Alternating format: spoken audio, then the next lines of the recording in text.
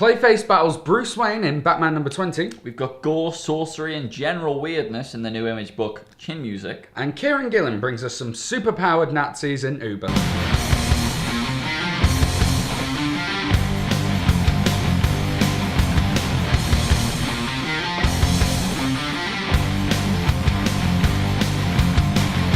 Okay, so the first book we have to talk about today is Batman number 20. It is.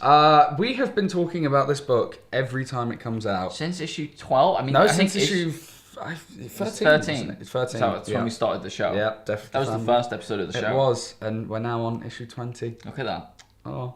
How that works. Yeah, time. It's crazy, that, isn't it? And do you know what? It's going to happen next month. Probably going to talk about 21. Who knows? Who knows? Yeah, we are.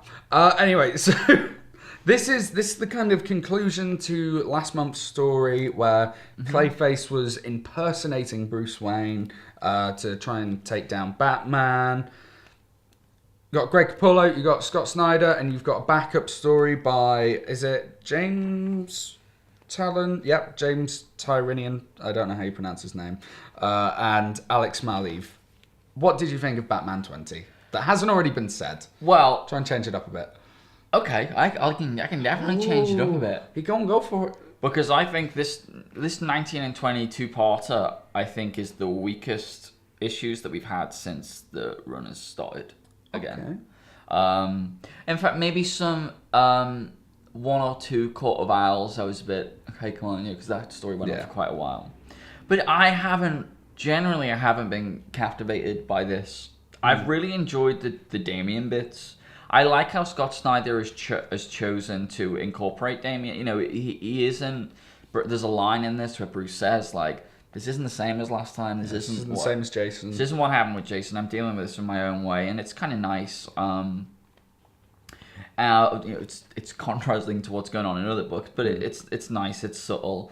But the story I just didn't find very interesting. It was just... I felt with the other Snyder stuff, there was always something, there was always an angle that was new and fresh, and this just felt like a standard Batman story. And it's one of those corporal sins that Batman stories commit, whereby surely you must know that Bruce Wayne is Batman. Oh, more so than anything in this issue, yeah.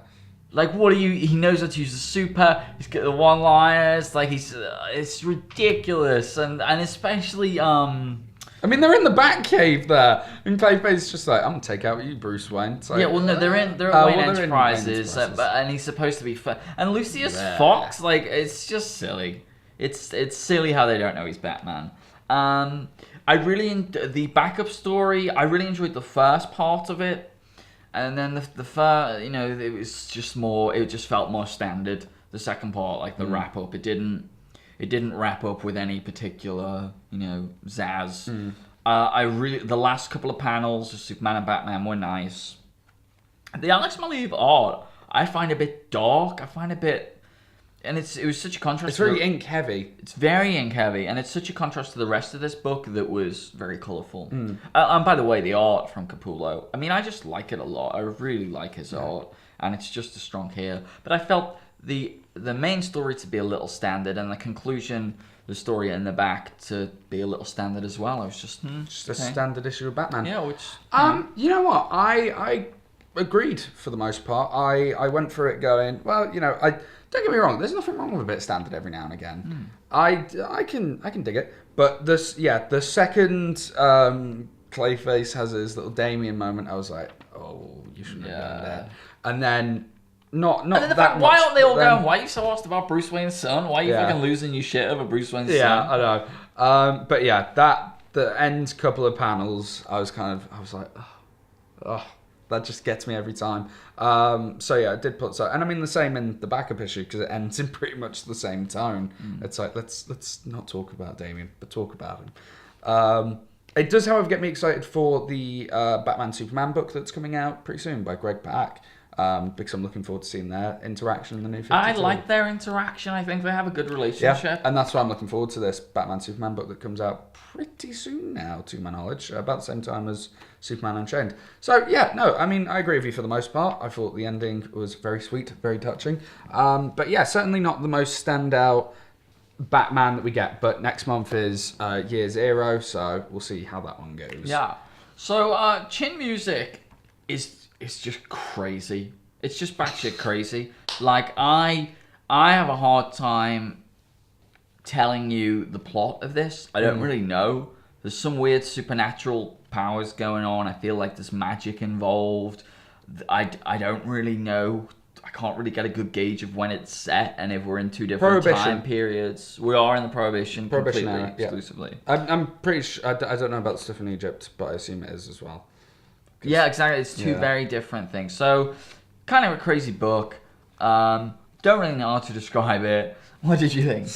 I mean, I agree. I could not tell you how to describe it, and it seemed like a book that wasn't quite sure of its tone. Like, it didn't quite know whether it wanted to be a gore fest or a kind of superhero-y style thing. I mean, I was sat there while you were reading it, and we both did the exact same thing, where it was like, he's flying. Yeah.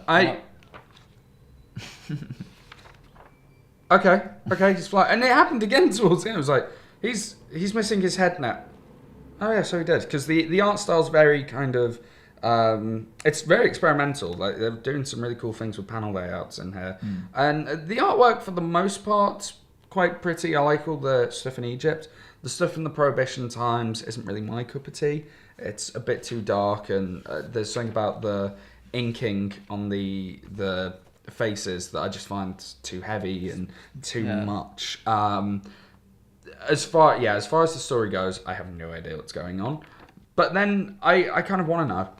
I want to know what's going on with this detective, why he's carving these symbols into his bullets, and I want to know what's going on. This does a pretty good job at teasing it for me, and not a very good job of telling me what's happening. So I think I'll pick up the next one. Yeah, I mean, I think if this is your bag, then you'll love it. Love it. Yeah, it's just not my bag. Like, I've just never sort of... I don't know, I just couldn't really click with it. There was a lot of abrupt cuts. Well, there's two. And they're really abrupt, and you're like, okay. And it feels like just several different things happen. Genres and books. And I'll talk about that shortly with Uber as well. But and I agree, it feels a bit dark in places. But then again, you're right. Like, some of the panel layouts are very kind of experimental and cool, and especially when you see the point where he's flying, and you look back and you see how we get to that, how the book gives you that. I mean, you miss it the first time, or at least both of us did. Yeah. But then when you go back and you see it, it is cool and it is interesting, and the art is good. And I think potentially there could be a really great story here. Think it's probably going to be better suited to trade. Probably. I'm probably better suited... No, I don't know why. I don't feel myself as having, this is my type of comic. But at the same time, I kind of had a good feeling that this wasn't my type of comic, that I wasn't going to enjoy this. But I don't know. I think if there's one major flaw in this book, is that it doesn't give you enough of a grounding as to what's going... You read a Brian K. Vaughan first issue... that world, you know where you are. Yeah. It gives you to get your bearings. Whereas here, I felt like I was just being kind of pulled from pillar to post, and I didn't really know what to think or who to look at. As you said, like, a lot happens, but not a lot is explained. Like, it's like we get the start of a lot of things, but no conclusions of anything. Which is one way to do a first issue. Yeah. So, I mean, I think it'd be a very interesting trade. Not so sure about single issues, personally. So the last book we have is Kieron Gillen's new creator-owned book, Uber. Now, I will be honest with you, I never got around to reading this, but I did have a flick through the artwork. So, Dan, give me some of the tidbits of Uber. Yeah, well, I mean, I read issue 0. Yeah. We're talking. I mean, we sort of missed it when it came out. It was only a week or 2 weeks ago, I think. Yeah. And issue 1 is out this week, so I saw issue 1 was out and I said we should read it. But you've had a busy week, so Listen, I was very tired. I opened it up, saw it was about superhero Nazis, and I was like, I can't. Yeah, but it's not superhero Nazis, but it's not. Sometimes. Is it more heavy on the Nazi or more heavy on the superhero? No, it's more heavy on the. No, this is not a fun story. Yeah, see, that's I opened it up, saw I am the last remaining soldier of the Third Reich, and I just went, Not right now. Not right now. I'm too tired. No. Yeah, It happens. It is. People, I'm It's sorry. quite. It's an uncomfortable read. Yeah. It's extremely violent. Yeah, looked it. Shockingly violent. Like some of the stuff that happens is crazy. But and it's very long. It's a very long 0 issue. And yeah, it is uncomfortable to read. So I'm not really going to talk about that because again, I think if that's your bag, that's your bag. And I feel like, you know, If your bag's Nazis, it's your bag's Nazis. no, but if you want this historical, this hard hitting, gritty piece, you know, a lot of the time, I mean, sometimes I do get involved in that stuff. A lot of the time, I don't, just because comics are usually my, you know, get away from all that. But regardless, as a comic, it's it's very similar to chin music, except it happens more often. And it just takes you from scene to scene to scene. Yeah. There are connections there probably if you want to make them, but it's quite heavy going. Yeah. There was never really a focal point for you to grip onto. So it's kind of hard work in that respect as well. Again, I think it's going to be a book better suited to trade, something you can set aside a couple of hours for, you know, really get yourself in the mood for it. But, you know, What was Kieron Gillen's writing like in this book? Because I mean, this is a guy who's currently doing Young Avengers, and it's a very different tone of book. it's an extremely different tone, and it is you know, it is an uncomfortable read, and you know, his writing never felt cliched, which is good. You know, and it never felt on the nose in any way. It felt like this is a guy who's done a lot of research, which I think. But in terms of how the story is kind of put together and crafted, it's just very. It doesn't take any prisoners. You know, there's nothing to grasp onto. There's no in, and maybe that's something to be said about, you know, the subject matter in general. Maybe he wants you to feel like that. I don't know, but you know, it's weird because it's an uncomfortable read. It's very violent. But I think it could be a really interesting trade. You know, it's just like a piece of artwork and something that at times, you know, like Mouse, but very different to Mouse at the same time. There could be a... Well, it's kind of the other side of the fence as Mouse, isn't it? Well, yeah. But you know, there's the superpower stuff. It isn't demeaning. It isn't over exuberant. It's very much a book about people. It's very much a secondary element. Cool. Well, that's Uber, and that's the show for today. It is. So tell us what you read this week. Anything good? Put it down in the comments below. So it was a light week this week, we thought. So if there's anything you're reading interesting, different, there were a couple of odd books on the shelves, but there really wasn't much out this week. Yeah, no, it was quite quiet. And also, let us know over on Twitter at Comic Book Show 1. We love hearing from you guys over there. We absolutely do. Don't forget to join us on Wednesday. We have a titanic battle lined up for you. We've got Daredevil versus Batman in the third quarterfinal. Yes, we do. And then on Friday, we have a very big issue to discuss. That we do. We'll see you then.